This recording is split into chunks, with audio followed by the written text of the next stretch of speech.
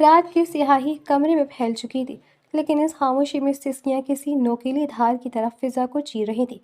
مریم جو ابھی چند گھنٹے پہلے بیاہ کر اس کمرے میں آئی تھی، بیڈ کے کونے میں سمٹی خود کو بچانے کی ناکام کوشش کر رہی تھی۔ مجھے مجھے کچھ وقت چاہیے، وہ سسک کر بولی۔ آواز میں تھڑ تھڑاہٹ تھی اور لہجے میں التجا تھی۔ مراد شاہ جو کھڑکی کے پاس کھڑا باہر کے اندھیرے کو گھور رہا تھا، سختی سے مڑا۔ اس کے چہرے پر ہمدردی کا دور دور تک نام و نشان نہ تھا۔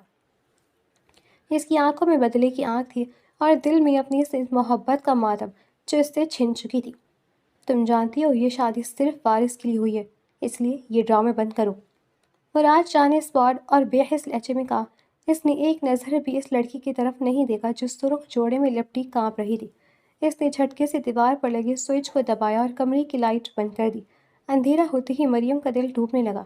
اسے لگا جیسے وہ کسی گہری کھائی میں گر رہی ہو۔ مراد شاہ پلیز، اس کی آخری پکار بھی اندھیرے کی نظر ہو گئی۔ مراد مریم کے لیے کسی قیامت سے کم نہ تھی۔ وہ معصوم اپنے رب کو پکارتی رہی اگر یہ کرتی رہی، پر مراد شاہ اس وقت جذبات سے عاری ایک پتھر بن چکا تھا۔ اسے لگ رہا تھا کہ اس کی زندگی کی تمام محرومیوں کی ذمہ دار یہ لڑکی ہے جو اس کے گھر والوں نے اس پر مسلط کر دی تھی۔ وہ ظالم بن گیا تھا، ایک ایسا شخص جس نے معصومیت کو روندنے میں لمحہ بھر کی ہچکچاہٹ بھی محسوس نہ کی۔ جب صبح کی پہلی کرن کھڑکی کے پردوں کو چیرتے ہوئے کمرے میں داخل ہوئی تو مراد شاہ کی آنکھ کھلی۔ اس کے سر میں شدید درد تھا۔ رات کے بھوجل پن سے نکل کر جیسے ہی اس نے اپنے پہلو میں دیکھا، اس کے قدموں تلے سے زمین نکل گئی۔ وہاں مریم لیٹی تھی، لیکن نہیں، وہ کوئی عورت نہیں تھی۔ وہ تو محض ایک 14 سالہ معصوم بچی تھی۔ بکھرے بال، آنسو سے بھیگا چہرہ اور نیلے پڑتے ہونٹ۔ اس کی رنگت سفید پڑ چکی تھی اور وہ شدت تکلیف سے ہانپ رہی تھی۔ مراد شاہ کو لگا جیسے کسی نے اس کا گلا گھونٹ دیا ہو۔ اس کے لیے سانس لینا مشکل ہو گیا۔ یہ میں نے کیا کر دیا؟ اس نے لرزتے ہاتھوں سے مریم کے ماتھے کو چھوا۔ اس کا جسم تندور کی طرح تپ رہا تھا۔ اسے یقین نہ آیا کہ رات جس بے رحمی کا اس نے مظاہرہ کیا تھا، اس کا نشانہ یہ چھوٹی سی جان تھی۔ مریم ہوش و حواس سے بیگانہ تھی۔ اس کے لبوں سے ہلکی سی غراہٹ نکل رہی تھی، جیسے وہ خواب میں بھی موت کو دیکھ رہی ہو۔ مریم آنکھیں کھولو۔ مراد شاہ کی آواز میں اب وہ کرختگی نہیں بلکہ ایک انجانہ خوف تھا۔ اس نے فوراً اسے بازو میں اٹھایا۔ وہ اتنی ہلکی جان تھی کہ مراد شاہ کو محسوس بھی نہ ہوا۔ وہ دیوانہ وار کمرے سے باہر بھاگا۔ نیچے ہال میں نوکر چاکر اور گھر والے موجود تھے۔ سب اسے اس طرح پریشانی بھاگتا دیکھ کر ٹھٹک گئے۔ مراد شاہ کیا ہوا؟ اس کی ماں نے حیرت سے پوچھا۔ راستہ دیں ماں جی، اسے ہسپتال لے جانا ہے، اسے بہت تیز بخار ہے۔ مراد شاہ نے پیچھے مڑے بغیر جواب دیا اور گاڑی کی طرف بھاگا۔ ہسپتال کے کوریڈور میں اسٹریچر کے پہیوں کی آواز مراد شاہ کے کانوں میں ہتھوڑے کی طرح لگ رہی تھی۔ ڈاکٹروں کی ٹیم مریم کو ایمرجنسی وارڈ میں لے گئی اور دروازہ بند کر دیا۔ مراد شاہ باہر بینچ پر گر سا گیا۔ اس کے ہاتھ لرز رہے تھے۔ وہ بار بار اپنے ہاتھوں کو دیکھ رہا تھا جس نے ان کے ایک پھول جیسی بچی کو مرجھا دیا تھا۔ تھوڑی دیر بعد ڈاکٹر باہر نکلی۔ اس کے چہرے پر غصہ اور ناگواری صاف واضح تھی۔ آپ اس بچی کے کیا لگتے ہیں؟ ڈاکٹر نے سخت لہجے میں پوچھا۔ مراد شاہ کے حلق میں کانٹے چبھنے لگے۔ میں اس کا شوہر ہوں۔ ڈاکٹر نے ایک سرد آہ بھری۔ آپ کو شرم نہیں آئی تھی؟ وہ صرف 14 سال کی ہے، اس کا جسم اس صدمے اور تکلیف کو برداشت کرنے کے قابل نہیں تھا۔ وہ انٹرنل انجریز اور شدید ذہنی صدمے میں ہے۔ اگلے 24 گھنٹے اس کے لیے بہت اہم ہے۔ اگر بخار نہ اترا تو برین ہیمریج خطرہ ہے۔ ڈاکٹر کے الفاظ مراد شاہ کے جگر کو چیر رہے تھے۔ وہ شخص جو کل تک بدلے کی آگ میں جل رہا تھا، آج اپنے ہی وجود سے نفرت کرنے لگا تھا۔ کیا میں اسے دیکھ سکتا ہوں؟ اس نے بڑی مشکل سے پوچھا۔ نہیں، ابھی وہ بے ہوش ہے۔ دعا کرے کہ اسے ہوش آ جائے، ورنہ یہ کیس پولیس تک جا سکتا ہے۔ ڈاکٹر دو ٹوک الفاظ کہہ کر چلی گئی۔ مراد شاہ وہیں دیوار سے ٹیک لگا کر بیٹھ گیا۔ اسے وہ پل یاد آنے لگے جب مریم نے وقت مانگا تھا، وہ وقت جو اس کا حق تھا، وہ بچپن جو اس سے چھین لیا گیا تھا۔ اے اللہ، مجھے معاف کر دے، میں نے اپنی انا میں ایک معصوم کی زندگی داؤ پر لگا دی۔ اس کی آنکھوں سے پہلا آنسو گرا تو پچھتاوے کا آغاز تھا۔ اندرون سندھ کی شاہ حویلی کا جاہ و جلال پورے علاقے میں اپنی مثال آپ تھا۔ اونچی فصلوں، لکیروں کے بھاری دروازوں اور وسیع دالانوں پر مشتمل اس حویلی کی اینٹ اینٹ سے رعب اور دبدبہ چھلکتا تھا۔ اس حویلی کا اکلوتا وارث مراد شاہ تھا۔ وہ ایک وجیح اور پرکشش نوجوان تھا جس کے کندھوں پر شاہ خاندان کی صدیوں پرانی روایت کا بوجھ تھا۔ حویلی میں اس کے بابا علی شاہ اور ان کی بیگم زرینہ مقیم تھے، لیکن در حقیقت اس حویلی کی سیاہ و سفید کی مالک مراد کی دادی ستوت شاہ تھی، جنہیں سب ادب سے بی جان پکارتے تھے۔ بی جان کے اصول پتھر پر لکیر تھے۔ ان کی زبان سے نکلا ہوا لفظ حویلی کا قانون مانا جاتا تھا، لیکن اس قانون کو توڑنے کی جرات دہائیوں پہلے ایک ہی شخص نے کی تھی، اور وہ تھی مراد کی پھپھو تمکنت نے۔ جوانی کی دہلیز پر قدم رکھتے ہی تمکنت نے شاہ خاندان کے غرور کو خاک میں ملاتے ہوئے ایک غریب مصور سے محبت کی اور رات کے اندھیرے میں حویلی سے اس کے ساتھ بھاگ کر شادی کر لی۔ اس بغاوت نے حویلی میں ایسا طوفان برپا کیا جس نے مراد کے دادا کی جان لے لی۔ اس دن کے بعد سے شاہ حویلی میں تمکنت کا نام لینا ایک ایسا جرم قرار پایا جس کی معافی نہیں تھی۔ بی جان نے اپنے دل پر پتھر رکھ کر اپنی اکلوتی بیٹی کو اپنے لیے مردہ قرار دے دیا تھا۔ وقت گزرتا گیا اور مراد جوان ہوا۔ اس کی شادی ایک نامور منسٹر کی بیٹی روزینہ ملک سے کر دی گئی۔ مراد روزینہ کو پسند کرتا تھا۔ اس کی ماڈرن سوچ اور خوبصورتی اس کے دل میں گھر کر چکی تھی۔ گھر والوں نے بھی اس کی خوشی کو اہمیت دی، لیکن مراد یہ نہیں جانتا تھا کہ یہ شادی اس کے گلے کا طوق بننے والی ہے۔ شادی کے 1 سال بعد یہ حویلی میں وارث کی خواہش بیدار ہونے لگی۔ بی جان اور زرینہ بیگم کی نظریں روزینہ پر جمی رہتی، مگر روزینہ کے ارادے کچھ اور تھے۔ مراد، تم مجھ سے بچہ مانگ رہے ہو؟ ایک رات روزینہ نے ڈریسنگ ٹیبل کے سامنے کھڑے ہو کر اپنے بال سنوارتے ہوئے تجزیہ لہجے میں کہا، میرا سوشل سرکل، میرا پارٹیز اور سب سے بڑھ کر میرا فکر ابھی میرے لیے بہت اہم ہے۔ کیا میں یہ سب تمہارے اس بوسیدہ خاندانی رواج کے لیے تباہ کر دوں؟ ہرگز نہیں۔ ابھی مجھے کم سے کم 10 سال تک مت چھوڑیں۔ مراد نے صوفے پر سے اٹھ کر اس کے کندھوں پر ہاتھ رکھا۔ روزینہ، سمجھنے کی کوشش کرو۔ شاہ حویلی کو وارث چاہیے۔ بابا سائیں اور بی جان کی نظریں مجھ پر ہیں۔ یہ کوئی بوسیدہ رواج نہیں، ہمارا بقا کا مسئلہ ہے۔ روزینہ نے جھٹکے سے اس کا ہاتھ ہٹا دیا۔ تو اپنی بقا کا بندوبست کہیں اور سے کر لو۔ میں ابھی ماں بننے کے لیے تیار نہیں ہوں، کم از کم اگلے 5 سال تک تو بالکل نہیں، اور تم مجھ پر زبردستی نہیں کر سکتے۔ مراد شاہ، مت بھولو کہ تمہارے اگلے الیکشنز میں میرے ڈیڈ کا سپورٹ کتنا ضروری ہے۔ اگر میں نے ڈیڈ سے شکایت کر دی تو تمہاری منسٹری کا خواب دھرا کا دھرا رہ جائے گا۔ مراد بے بسی سے مٹھیاں بھیج کر رہ گیا۔ وہ ایک مضبوط مرد تھا، لیکن سیاست اور منسٹری کی لالچ نے اسے اپنی ہی بیوی کے سامنے کمزور کر دیا تھا۔ گو کہ وارث کی خواہش شدید تھی، لیکن روزینہ نے ہی ہاتھ کھڑے کر دیے تھے، اور مراد شاہ اس کے ساتھ زبردستی نہیں کر سکتا تھا۔ حالات یوں نہیں چل رہے تھے کہ اچانک شاہ حویلی میں ایک ایسا زلزلہ آیا جس نے دہائیوں پرانی خاموشی کو توڑ دیا۔ تمکنت، جس کا نام لینا بھی اس حویلی میں ممنوع تھا، اس دنیا سے رخصت ہو گئی تھی۔ اس کا شوہر پہلے گزر چکا تھا، اور مرتے وقت وہ اپنی 14 سالہ بیٹی مریم کو یہ وصیت کر گئی تھی کہ مجھے کچھ ہو جائے تو اپنی نانی کے پاس شاہ حویلی میں چلی جانا، وہی تیرا آخری ٹھکانہ ہے۔ جب مریم میلے کچیلے کپڑے، بکھرے بالوں اور آنکھوں میں وحشت لیے حویلی کے بڑے دروازے سے داخل ہوئی تو جیسے وقت تھم گیا۔ اس کی شکل ہو بہو اپنی ماں تمکنت جیسی تھی۔ بے جان، جو پتھر دل مشہور تھی، اس بچی کو دیکھ کر اپنے آنسو نہ روک سکی۔ سالوں کا ضبط ٹوٹ گیا۔ تمکنت کی بچی، میری تمکنت! وہ مریم کو گلے لگا کر دھاڑی مار کر رہی۔ حویلی والوں نے خاموشی سے مریم کو قبول کر لیا، لیکن مریم کے لیے یہ بڑی حویلی اور اجنبی لوگ کسی خوفناک خواب سے کم نہیں تھے۔ وہ اجنبی نظروں سے ایک وحشت کے عالم میں یہ سب دیکھتی رہی۔ مریم کی آمد کو ابھی مشکل 2 ماہ ہی گزرے تھے کہ روزینہ کا شاطر دماغ چلنے لگا۔ اس نے سوچا کہ اگر مریم سے مراد کی شادی کروا دی جائے تو وارث کا مسئلہ بھی حل ہو جائے گا، اور اسے اپنی فکر اور آزادی کی قربانی بھی نہیں دینی پڑے گی۔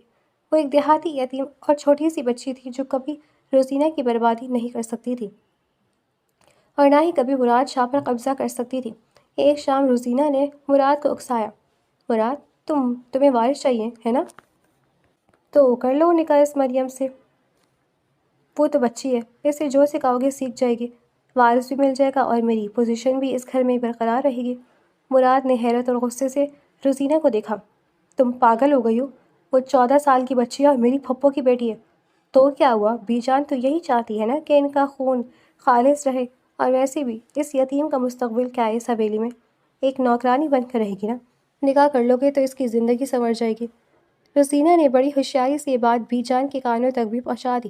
بی جان، جو پہلے ہی بیٹی کے دکھ میں گھلی جا رہی تھی، مریم کے مستقبل کے بارے میں فکر مند تھی۔ انہیں لگا کہ شاہ حویلی کا وارث بننا مریم کے لیے بہترین تحفظ ہوگا۔ انہوں نے بغیر کسی کی پرواہ کیے حتمی فیصلہ سنا دیا، اور پھر ایک رات خاموشی سے مراد شاہ کا نکاح اس معصوم بچی سے کر دیا گیا۔ مراد اس نکاح کے لیے ذہنی طور پر بالکل تیار نہیں تھا۔ اسے لگتا تھا جیسے اسے ایک کٹ پتلی کی طرح استعمال کیا گیا ہے۔ نکاح کے بعد جب وہ اپنے کمرے میں آئے تو روزینہ وہاں آرام سے ٹی وی دیکھ رہی تھی۔ مبارک ہو مراد شاہ، اب جلدی سے حویلی کو وارث دو اور الیکشن کی تیاری کرو، روزینہ نے طنزیہ مسکراہٹ کے ساتھ کہا۔ یہ سننا تھا کہ مراد کا غصہ آسمان کو چھونے لگا۔ تم نے مجھے کس دلدل میں دھکیل دیا روزینہ، میری مردانگی کی توہین کی ہے تم نے، ایک بچی کے ساتھ میری زندگی جوڑ دی ہے تاکہ تمہارا فکر خراب نہ ہو۔ دونوں کے درمیان شدید بحث اور جھگڑا ہوا۔ روزینہ نے تلخ تانوں اور باپ کی طاقت غرور نے مراد کو اندھا کر دیا۔ وہ غصے سے جھنجھلاہٹ اور شکست کے احساس سے پاگل ہو رہا تھا۔ اسی غصے اور انتقام کی آگ میں جلتا ہوا وہ روزینہ کا کمرہ چھوڑ کر مریم کے کمرے میں چلا گیا۔ وہاں وہ معصوم جس کا بچپن ابھی ختم بھی نہیں ہوا تھا، سرخ جوڑے کے بوجھ تلے سہمی بیٹھی تھی۔ مراد کو اس میں ایک انسان نہیں بلکہ اپنی مجبوریوں اور روزینہ کی خود غرضی کا عکس نظر آیا، اور پھر اس نے غصے میں اندھے ہو کر وہ کچھ کیا جس نے اب اسے شرمندگی کی اتھاہ گہرائیوں میں لا کر کھڑا کیا تھا۔ رحیم، یا رحیم! ہسپتال کے ٹھنڈے اور بے رونق کوریڈور میں مراد شاہ سر پکڑے بیٹھا تھا۔ اس کے لبوں پر صرف ایک ہی ورڈ تھا۔ اس کے کپڑوں پر پڑی شکنیں اور بکھرے ہوئے بال اس کے اندر کے کرب کی گواہی دے رہے تھے۔ وہ شخص جس کی ایک آواز پر حویلی میں سناٹا چھا جاتا تھا، آج ایک بے بس انسان کی طرح آنسو بہا رہا تھا۔ آئی سی یو کے شیشے والی کھڑکی کے پار مریم بے حس و حرکت لیٹی تھی۔ اس کے منہ پر آکسیجن ماسک لگا تھا اور مشینوں کی آواز اس کے کمزور دھڑکنوں کا اعلان کر رہی تھی۔ یہ میں نے کیا کر دیا؟ مراد نے اپنا سر دیوار کے ساتھ پٹکا۔ اس کے کانوں میں مریم کی رات والی سسکیاں اور التجائیں گونج رہی تھیں۔ مجھے وقت چاہیے۔ اس وقت وہ اندھا ہو چکا تھا، لیکن جب صبح اس نے اس کا تپتا ہوا وجود اور نیلا پردہ چہرہ دیکھا تو اس کی روح کانپ گئی۔ وہ وارث کی حویث اور روزینہ پر غصہ نہیں تھا جو اس نے ادارا تھا، وہ تو ایک درندے کی تھی جو اس نے ایک یتیم اور لاوارث جان پر کی تھی۔ مراد سائیں! پیچھے سے آنے والی آواز پر مراد نے چونک کر سر اٹھایا۔ اس کے بابا علی شاہ اور پیچھے زرینہ بیگم کھڑی تھی۔ ان کے چہرے پر بھی ہوائیاں اڑ رہی تھیں۔ کیا ہوا ہے بچی کو؟ تو اس حال میں گھر سے اٹھا لایا جیسے مر گئی ہو، بتا مجھے کیا ہوا؟ علی شاہ نے آگے بڑھ کر مراد کے کندھے کو جھنجھوڑا۔ مراد کی نظریں جھک گئی۔ وہ کیا بتاتا کہ اس نے کس طرح ایک کھلتی کلی کو اپنے ہاتھوں سے مسل دیا تھا۔ بابا سائیں! مراد کے گلے میں آنسوؤں کا گولا پھنس گیا۔ وہ بہت بیمار ہے، اس رات سے بخار تھا۔ اس نے جھوٹ بولا لیکن اس کی نظریں سچ اگل رہی تھیں۔ زرینہ بیگم روتی ہوئی شیشے کے پاس گئیں۔ ہائے میرے بچی، ابھی تو اس کے ماں باپ کی موت کا صدمہ نہیں اترا تھا اور اب یہ حال ہو گیا اس کا۔ بی جان تو گھر میں پاگل ہو رہی تھی۔ تو نے دھیان کیوں نہیں رکھا مراد؟ اسی وقت آئی سی یو کا دروازہ کھلا اور وہ لیڈی ڈاکٹر باہر نکلی جس کی کچھ دیر پہلے مراد کو سخت کھری کھری سنائی تھی۔ ڈاکٹر کی نظریں مراد اور اس کے والدین پر پڑی۔ آپ لوگ اس کے گھر والے ہیں؟ ڈاکٹر نے سرد لہجے میں پوچھا۔ جی ڈاکٹر صاحبہ، میں اس بچی کا ماموں ہوں، یہ میری بہو ہے۔ کیسی حالت ہے میری بچی کی؟ علی شاہ نے بے تابی سے پوچھا۔ ڈاکٹر نے ایک نظر مراد شاہ پر ڈالی جو نظریں چرائے کھڑا تھا۔ حالت تشویشناک ہے، اس چھوٹی سی عمر میں شدید جسمانی صدمے اور خوف نے اس کے دماغ پر گہرا اثر کیا ہے۔ بخار کی شدت سے اسے جھٹکے آ رہے ہیں۔ میں نے آپ کے بیٹے کو بھی بتا دیا ہے، یہ کوئی عام بخار نہیں ہے، یہ بچی خوف کے باعث کوما میں بھی جا سکتی ہے۔ خوف؟ کیسا صدمہ ڈاکٹر؟ علی شاہ چکرا کر رہ گئے، یعنی کچھ سمجھ نہیں آ رہا تھا۔ مراد کو لگا جیسے اس کے پیروں تلے سے زمین کھسک گئی ہو۔ اگر ڈاکٹر نے سب کچھ بابا سائیں کو بتا دیا تو وہ مراد کا منہ بھی نہیں دیکھیں گے۔ میں آپ کو تفصیلات نہیں بتا سکتی، یہ میڈیکل ایتھکس کے خلاف ہے، لیکن اتنا ضرور کہوں گی کہ جس نے بھی اس بچی کے ساتھ یہ زیادتی کی ہے وہ انسان کہلانے کے لائق نہیں۔ اگر اس کی حالت میں اگلے چند گھنٹوں میں بہتری نہ آئی تو مجھے مجبوراً پولیس کو بلانا پڑے گا۔ ڈاکٹر سختی سے وارننگ دے کر آگے بڑھ گئی۔ علی شاہ اور زرینہ بیگم ساکت رہ گئے۔ علی شاہ نے دھیرے سے گردن موڑ کر مراد کی طرف دیکھا۔ ان کی بوڑھی لیکن عقاب جیسی تیز آنکھوں نے پل بھر میں مراد کی جھکی ہوئی گردن اور اس کے چہرے کی ندامت پڑھ لی۔ مراد؟ علی شاہ کی آواز میں ایسی گرج تھی جو طوفان سے پہلے ہوتی ہے۔ تیری آنکھیں مجھے وہ سچ بتا رہی ہیں جو میرا دماغ ماننے سے انکاری ہے۔ سچ بتا، کیا کیا ہے تو نے؟ علی شاہ جملہ پورا نہ کر سکے اور ان کا ہاتھ بے ساختہ اٹھا اور ایک زوردار تھپڑ مراد شاہ کی گال پر رسید ہوا۔ تھپڑ کی گونج کوریڈور کے سناٹے میں بکھر گئی۔ لعنت ہے تجھ پر، تو شاہ خاندان کا چشم و چراغ نہیں، ہماری رسوائی کا داغ ہے۔ ایک یتیم بچی تیری بیوی بن ہی گئی تھی تو نے اس پر ظلم کرتے وقت ایک بار بھی خدا سے خوف نہ کھایا؟ علی شاہ شدید جذبات سے ہانپنے لگی۔ مراد نے گال پر ہاتھ رکھا، اس کی آنکھوں سے آنسو بہہ کر اس کی داڑھی میں جذب ہونے لگے۔ مجھے معاف کر دے بابا سائی، میں ہوش میں نہیں تھا۔ روزینہ نے، میری انا نے مجھے اندھا کر دیا تھا۔ روزینہ، اس کا نام مت لے مراد، علی شاہ نے کڑکتی آواز میں کہا۔ گناہ تو نے کیا ہے اور نام اس کا لے رہا ہے؟ اگر اس لڑکی کو کچھ ہو گیا نا تو یاد رکھ، شاہ حویلی کے دروازے تیرے لیے ہمیشہ کے لیے بند ہو جائیں گے۔ میں اپنا وارث کھونا برداشت کر لوں گا، لیکن ایک ظالم اور درندے کو اپنا بیٹا نہیں مانوں گا۔ فراز شاہ وہیں فرش پر گھٹنوں کے بل گر پڑا۔ اس کے پاس کوئی جواز، کوئی دلیل نہیں تھی۔ اس کی زندگی، اس کا غرور، اس کا سیاسی کریئر، سب کچھ ایک ہی پل میں خاک ہو چکا تھا۔ اب اس کی زندگی میں صرف اس ایک مشین کی بیپ سے جڑی تھی جس پر مریم کی سانسوں کا دار و مدار تھا۔ وہ فرش پر سر رکھے رو رہا تھا۔ یا اللہ، بس ایک بار اس معصوم کی آنکھیں کھل جائیں، میں اپنی ساری زندگی اس کے قدموں میں گزار دوں گا۔ یہ شاہ حویلی کی مغرور مراد شاہ کی پہلی اور سچی التجا تھی۔ ہسپتال کی وہ راتیں مراد شاہ کے لیے کسی عذاب سے کم نہ تھی۔ وہ شخص جس کے لیے وقت نکالنا سیاست دانوں اور بڑے بڑے جاگیرداروں کے لیے ایک خواب ہوتا تھا، آج ایک عام سے بینچ پر سر جھکائے بغیر سوئے دن رات گزار رہا تھا۔ مریم کی حالت کے پیش نظر اس نے ایک لمحے کے لیے بھی ہسپتال سے قدم باہر نہیں نکالا تھا۔ اس کی آنکھوں کے گرد سیاہ حلقے پڑ چکے تھے اور چہرے پر گہری تکن اور مایوسی چھائی ہوئی تھی۔ اسی دوران اس کی جیب میں رکھا موبائل مسلسل بجنے لگا۔ اسکرین پر روزینہ کا نام جھگمگا رہا تھا۔ مراد نے ایک گہرا سانس لیا اور ناگواری سے کال ریسیو کی۔ ہیلو مراد، تم آخر ہو کہاں؟ فون اٹھاتے ہی روزینہ کی تیز اور غصے سے بھری ہوئی آواز ابھری۔ کیا تمہیں یاد نہیں کہ آج رات ہمیں ڈیڈ کے ساتھ اس اہم ڈپلومیٹک ڈنر پر جانا ہے؟ تمام منسٹرز اور میڈیا والے وہاں ہوں گے۔ یہ تمہارے الیکشن کیمپنگ کے لیے کتنا ضروری ہے، تمہیں اندازہ بھی ہے؟ مراد کے ماتھے پر سلوٹیں پڑ گئیں۔ اس کے اندر ایک عجیب سی وحشت جاگ اٹھی۔ روزینہ، یہاں ایک بچی زندگی اور موت کی کشمکش میں مبتلا ہے اور تمہیں اپنی ڈنر اور میڈیا کی پڑی ہے۔ مراد نے دبی ہوئی لیکن سخت آواز میں جواب دیا۔ میں کہیں نہیں آ رہا، میرا انتظار مت کرنا۔ مراد شاہ، تم میرے ڈیڈ کی انسلٹ کر رہے ہو اس 2 کوڑے کی یتیم لڑکی کے لیے۔ روزینہ چیخی۔ میں تمہیں آخری وارننگ دے رہی ہوں، اگر تم آدھے گھنٹے میں گھر پہنچ کر تیار نہ ہوئے تو کیا کر لو گی تم؟ مراد کا ضبط جواب دے گیا۔ بھاڑ میں گیا تمہارا ڈنر، تمہارے ڈیڈ کی سیاست اور یہ جھوٹی شان و شوکت۔ میں نے کہہ دیا کہ میں نہیں آؤں گا، مطلب نہیں آؤں گا۔ یہ کہہ کر مراد نے فون کاٹ دیا۔ دوسری طرف شاہ حویلی کے اپنے پرتعیش کمرے میں روزینہ غصے سے پاگل ہو گئی۔ اس کی آنکھوں میں آگ سلکنے لگی۔ میری انسلٹ، روزینہ ملک کی انسلٹ، وہ بھی اس بھکارن کے لیے، اس کی ہمت کیسے ہوئی؟ اس نے پوری طاقت سے اپنا مہنگا آئی فون سامنے دیوار پر دے مارا۔ فون کے ٹکڑے ٹکڑے ہو گئے، بالکل اسی طرح جیسے ابھی اس رشتے میں دراڑیں پڑ رہی تھیں۔ 3 دن کی مسلسل کوششوں کے بعد مریم کی حالت میں کچھ بہتری آئی۔ اس کا بخار ٹوٹ چکا تھا اور اسے ہوش آ گیا تھا۔ ڈاکٹرز نے مراد کو بلایا۔ مسٹر مراد، مریضہ کو ہوش آ گیا ہے، آپ صرف 2 منٹ کے لیے اندر جا سکتے ہیں، لیکن خیال رکھیں انہیں کوئی ذہنی دباؤ نہیں ملنا چاہیے۔ مراد کا دل تیزی سے دھڑکنے لگا۔ اس کے قدم منو بھاری ہو رہے تھے۔ وہ انتہائی شرمندگی اور ندامت کے ساتھ نظریں جھکائے ICU کے دروازے کے اندر داخل ہوا۔ مریم بستر پر بے جان سی لیٹی تھی۔ اس کا پیلا چہرہ، خشک ہونٹ اور آنکھوں کے گرد گہرے حلقے مراد کے دل پر خنجر چلا رہے تھے۔ مریم، مراد نے کانپتی ہوئی آواز میں اسے پکارا اور ایک قدم آگے بڑھایا۔ آواز سنتے ہی مریم نے دھیرے سے آنکھیں کھولی۔ مراد کا چہرہ دیکھتی اس کی آنکھوں میں ایک شدید اور ناقابل بیان خوف لہرانے لگا۔ اس کی اچانک سانسیں تیز ہو گئیں۔ وہ بستر پر پیچھے کی طرف کھسکنے لگی جیسے کوئی خونخوار درندہ اس کے سامنے کھڑا ہو۔ اس کے ہاتھ کانپنے لگے اور مانیٹر پر اس کے دل کی دھڑکن تیز سے اوپر جانے لگی۔ نہیں، نہیں، مجھے چھوڑو، مجھے چھوڑ دو، مت آؤ میرے پاس، نہیں۔ وہ ہذیانی کیفیت میں سسکنے لگی۔ اس کی آنکھوں سے آنسوؤں کا سیلاب بہہ رہا تھا۔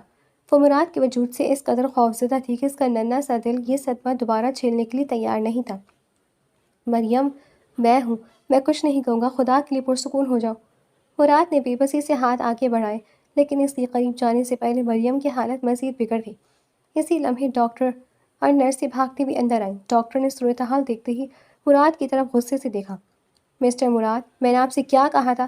آپ کی موجودگی اسے ٹراما میں لے جا رہی ہے۔ پلیز گیٹ آؤٹ، فوراً باہر نکلیں یہاں سے۔ مراد کو جیسے کسی نے دھکے دے کر باہر نکال دیا ہو۔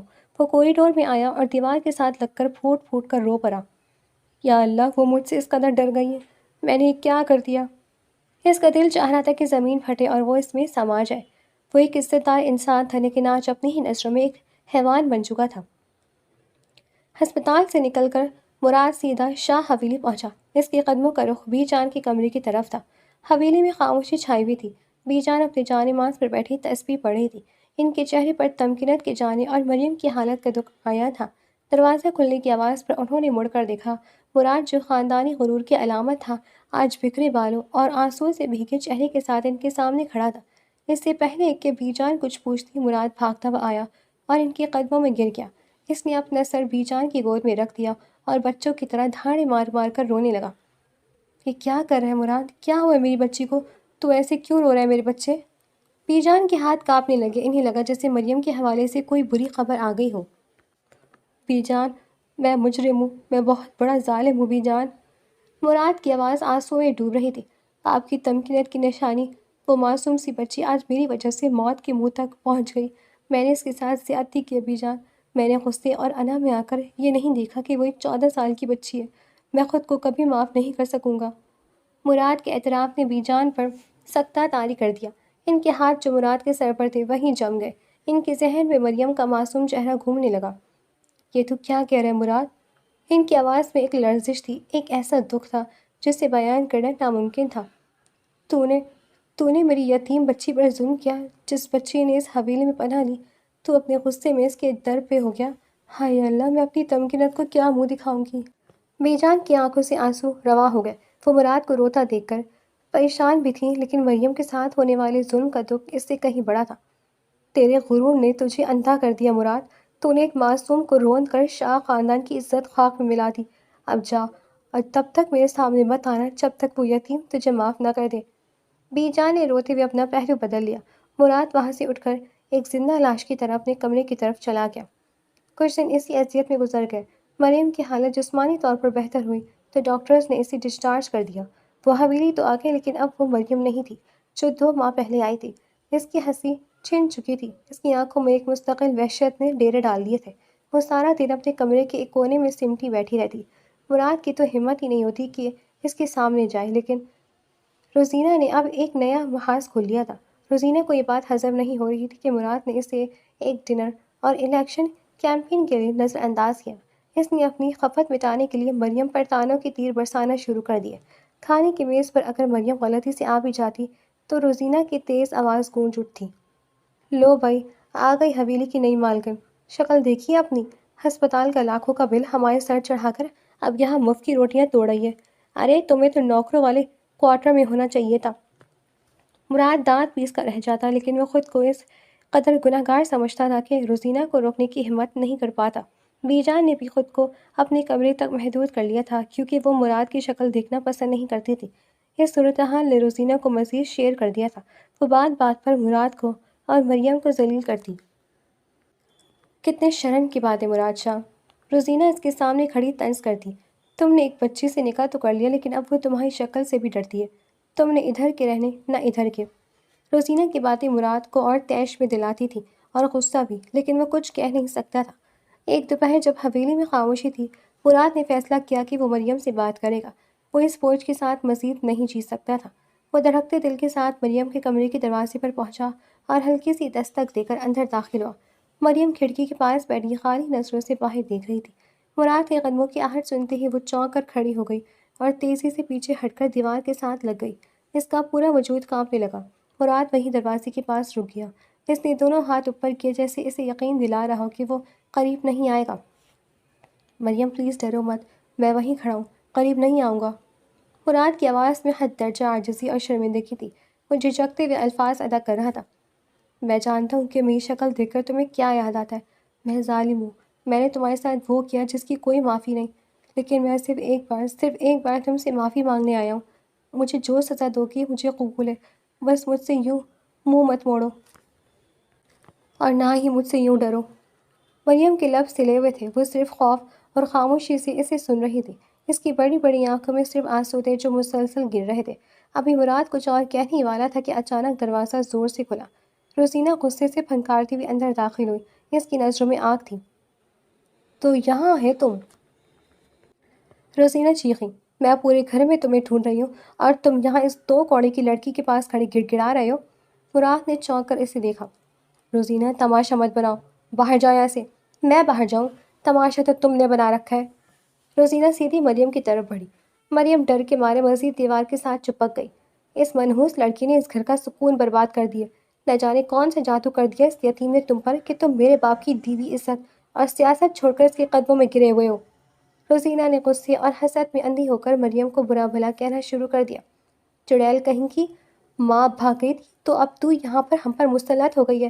آج تو میں اس کا منہ توڑ دوں گی۔ یہ کہتے ہوئے روزینہ نے اپنا ہاتھ فضا میں بلند کیا اور پوری طاقت سے مریم کو تھپڑ مارنے کے لیے آگے بڑھی۔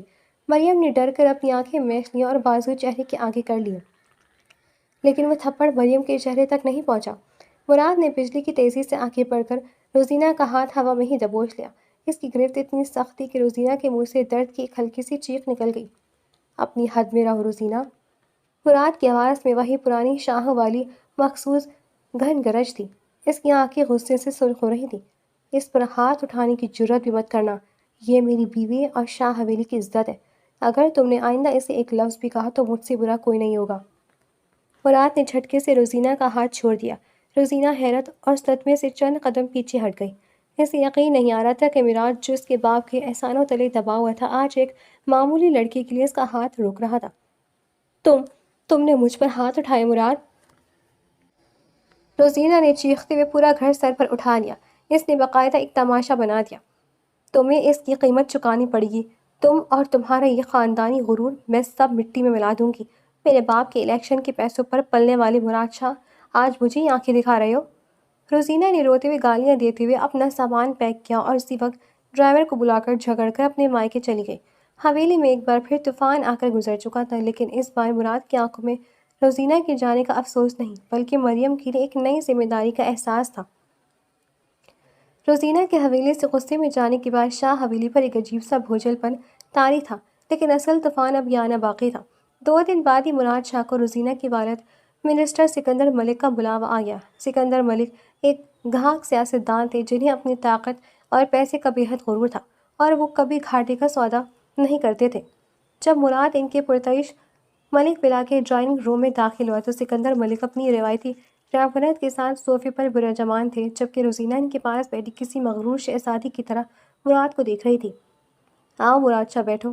سکندر ملک نے سگار کا دھواں فضا میں چھوڑتے ہوئے سر مہری سے کہا۔ مراد خاموشی سے ان کے سامنے والے صوفے پر بیٹھ گیا۔ دیکھو مراد، سکندر ملک نے سیدھے مدعے پر آتے ہوئے کہا، میں سیاست دان ہوں اور سیدھی بات کرنے کا عادی ہوں۔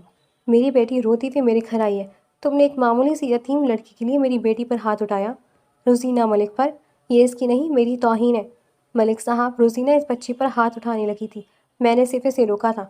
مراد نے انتہائی تحمل سے جواب دیا، مجھے تفصیلات نہیں جاننا۔ سکندر ملک نے ہاتھ کے اشارے سے اسے روکا۔ روزینہ میری اکلوتی بیٹی ہے، میں اس کی آنکھ میں آنسو نہیں دیکھ سکتا۔ اگر تم اپنی سیاست، اپنے الیکشنز اور روزینہ کو اپنی زندگی میں چاہتے ہو تو میری ایک شرط ہے۔ مراد نے چونک کر انہیں دیکھا۔ کیسی شرط؟ تمہیں وہ شاہ حویلی چھوڑنی ہوگی۔ سکندر ملک کا لہجہ دو ٹوک تھا۔ تم روزینہ کے ساتھ یہاں ملک ولا میں شفٹ ہو جاؤ۔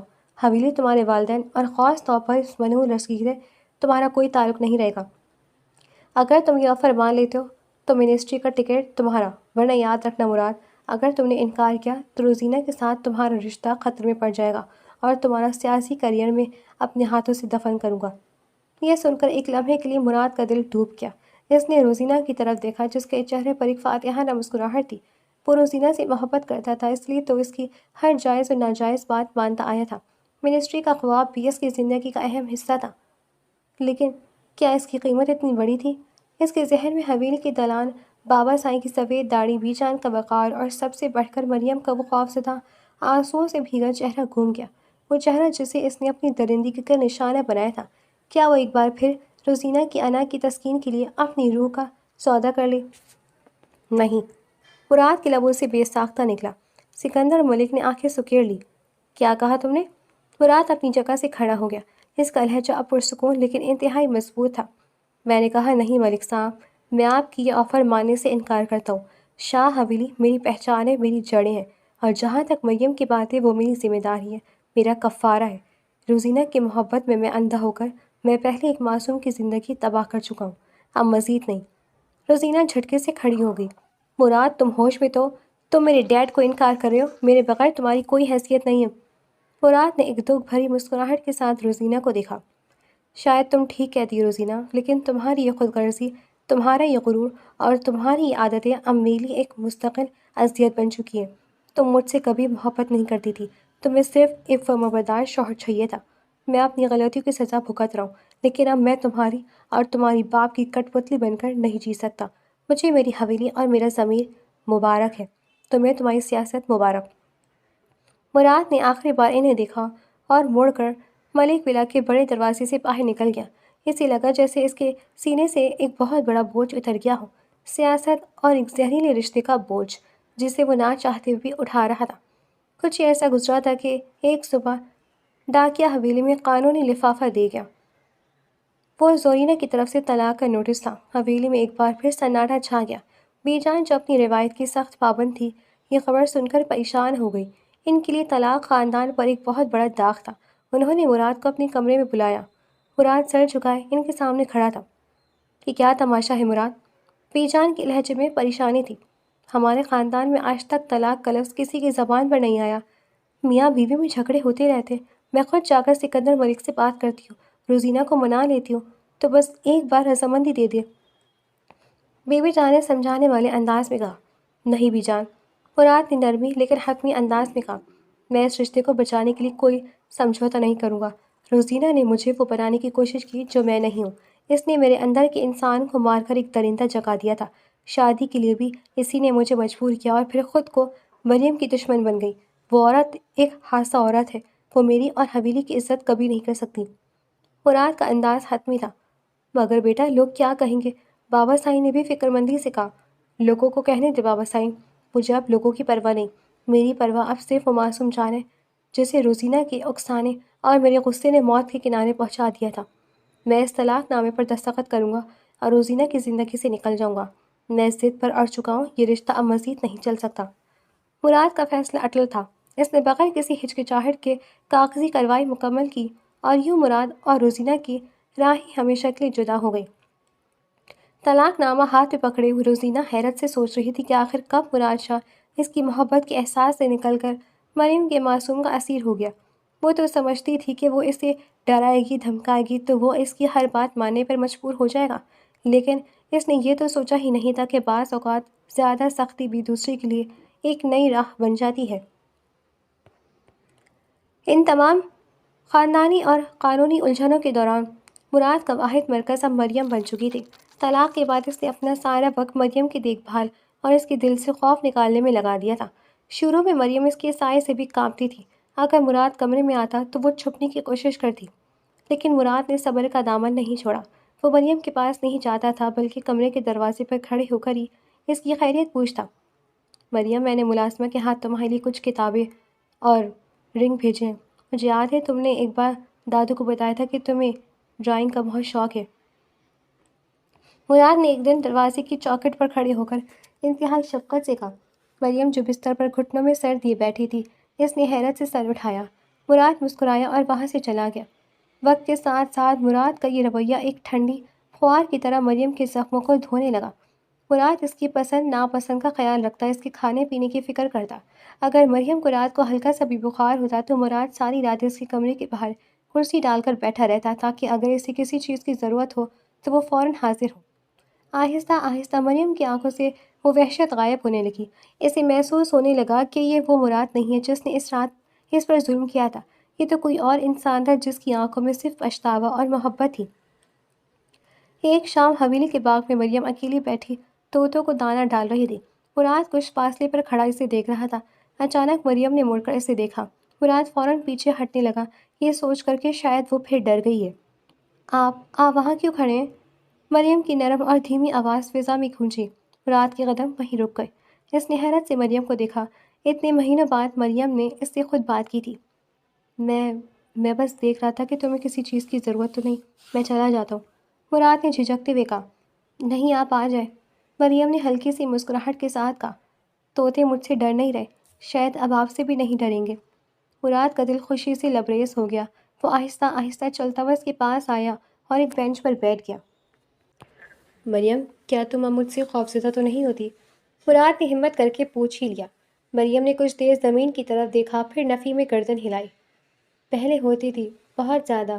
مجھے لگتا تھا آپ مجھے مار دیں گے، لیکن جب میں بیمار تھی میں نے آپ کو روتے ہوئے دیکھا تھا، اور آپ میرا بہت خیال رکھتے ہیں۔ بی جان کہتی ہے کہ آپ اچھے انسان ہیں۔ مجھے اب آپ سے ڈر نہیں لگتا مراد بھائی۔ مریم کی زبان سے نکلنے والے اس رشتے اور اس معصومیت پر مراد کی آنکھیں نم ہو گئیں۔ اس نے ایک گہرا سانس لیا۔ مریم نے اسے معاف کر دیا تھا، اس کا بھروسہ جیتنا مراد کی زندگی کی سب سے بڑی کامیابی تھی۔ کچھ عرصہ مزید گزر گیا۔ مراد اور مریم کی دوستی بہت گہری ہو چکی تھی۔ مریم اب حویلی میں ہنستی کھیلتی پھرتی تھی۔ وہ مراد کے ساتھ ضد کرتی تھی، اس سے چیزیں منگواتی، اور مراد اس کی ہر فرمائش پوری کرنے میں دلی سکون محسوس کرتا۔ روزینہ سے طلاق کے بعد حویلی والے اب چاہتے تھے کہ مراد مریم کے ساتھ باقاعدہ اپنی ازواجی زندگی شروع کر دے۔ بی جان نے ایک دن مراد سے اس خواہش کا اظہار بھی کیا۔ مراد، اب تو مریم بھی تم سے مانوس ہو گئی ہے، کیوں نہ تم دونوں اپنی زندگی کی باقاعدہ شروعات کرو، ہمیں بھی گھر میں خوشیاں دیکھنے کا موقع ملے۔ مراد نے بی جان کی بات سن کر ایک گہری سوچ میں غوطہ لگایا۔ وہ مریم کے ساتھ زندگی تو گزارنا چاہتا تھا، لیکن وہ ایک بار پھر کوئی غلطی نہیں کرنا چاہتا تھا۔ اس رات مراد نے ایک ایسا فیصلہ کیا جس نے بی جان اور بابا سائی کو بھی حیران کر دیا۔ اگلی صبح مراد مریم کے کمرے میں گیا۔ اس کے ہاتھ میں ایک بڑے سے شاپنگ بیگ کے ساتھ کچھ کتابیں تھیں۔ مریم اسے دیکھ کر خوشی سے کھڑی ہو گئی۔ مراد، آپ میرے لیے رنگ لائے ہیں؟ وہ پرجوش انداز میں بولی۔ رنگ بھی لایا ہوں، لیکن کچھ اور بھی لایا ہوں۔ مراد نے مسکراتے ہوئے وہ شاپنگ بیگ بیڈ پر رکھا اور اس میں سے ایک خوبصورت سا نیلا اسکول یونیفارم اور ایک نیا اسکول بیگ نکالا۔ مریم کی آنکھیں حیرت اور خوشی سے پھیل گئیں۔ یہ میرے لیے ہے؟ مراد نے اس بات میں سر ہلایا اور اس کے پاس بیٹھ گیا۔ اس کا لہجہ انتہائی سنجیدہ اور پرخلوص تھا۔ مریم، میری طرف دیکھو، مراد نے نرمی سے کہا۔ مریم نے اس کی آنکھوں میں دیکھا جہاں صرف شفقت تھی۔ میں نے غصے اور جہالت میں تمہارا بچپن چھیننے کی کوشش کی۔ میں نے تم پر وہ بوجھ ڈالنا چاہا جس کی تم قابل نہیں تھی، لیکن اب ایسا نہیں ہوگا۔ مراد کے الفاظ میں ایک سچائی تھی۔ تم ابھی صرف 15 سال کی ہو۔ یہ عمر کھلونوں سے کھیلنے اور کتابوں پڑھنے کی ہے، گھر گھرستی سنبھالنے کی نہیں۔ میں نے تمہارا داخلہ شہر کے سب سے اچھے اسکول میں کروا دیا ہے۔ کل سے تم اسکول جاؤ گی، اپنی تعلیم مکمل کرو گی اور اپنے خواب پورے کرو گی۔ مریم کی آنکھوں میں آنسو آ گئے۔ لیکن بی جان تو کہی تھی کہ میں آپ کی بیوی ہوں اور مجھے… مراد نے مسکرا کر اسے دیکھا۔ تم میری بیوی ہو مریم، اور ہمیشہ رہو گی۔ میں ساری زندگی تمہارا انتظار کر سکتا ہوں، لیکن میں تمہارے ساتھ ایک شوہر کی حیثیت سے اپنی نئی زندگی کی شروعات اس دن کروں گا جب تم 18 برس کی ہو جاؤ گی، جب تم ذہنی اور جسمانی طور پر اس رشتے کو سمجھنے کی قابل ہو جاؤ گی۔ تب تک میں صرف تمہارا دوست، تمہارا محافظ اور تمہارا سرپرست بن کر رہوں گا۔ یہ میرا تم سے وعدہ ہے۔ مریم کو لگا جیسے دنیا کی ساری خوشیاں اس کے قدموں میں آ گئی ہوں۔ اس نے بے ساختہ آگے بڑھ کر مراد کا ہاتھ تھام لیا۔ آپ دنیا کے سب سے اچھے انسان ہیں مراد۔ مراد نے مسکرا کر اس کے سر پر ہاتھ رکھا۔ اس کا ضمیر اب مطمئن تھا۔ اس نے ایک بچی کو اس کا بچپن لوٹا دیا تھا اور خود کو ایک سچا انسان ثابت کیا تھا۔ شاہ حویلی کی در و دیوار جو کبھی ظلم اور غرور کے گواہ تھے، آج ایک پاکیزہ محبت، ندامت کے بعد ملنے والے سکون اور ایک روشن مستقبل کی نوید سن رہے تھے۔ مراد شاہ نے سیاست اور طاقت کے بجائے انسانیت کو چنا تھا، اور یہی اس کی زندگی کی سب سے بڑی جیت تھی۔